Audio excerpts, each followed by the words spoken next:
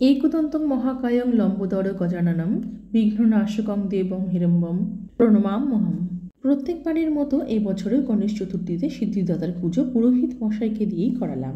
সিদ্ধিদাতা আমার বাড়িতে আছেন প্রায় 22 বছর। তখন চারদিকে সবার বাড়িতে ভাদ্র মাসের শুক্লপক্ষের এই চতুর্থী তিথিতে এত পুজো হতো না। সিদ্ধিদাতা কিন্তু বেশ শৌখিন।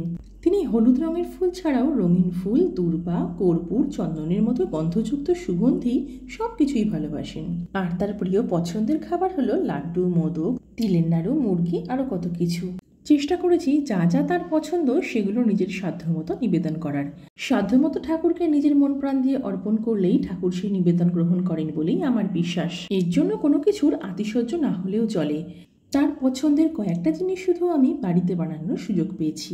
তিলের নাড়ু, নারকেল নাড়ু আর মুরগি। আর বাদবাকিগুলো আমি সময়ের অভাবে বাড়িতে তৈরি করতে পারিনি, তাই সেগুলো কিনেই সাজিয়ে দিয়েছি।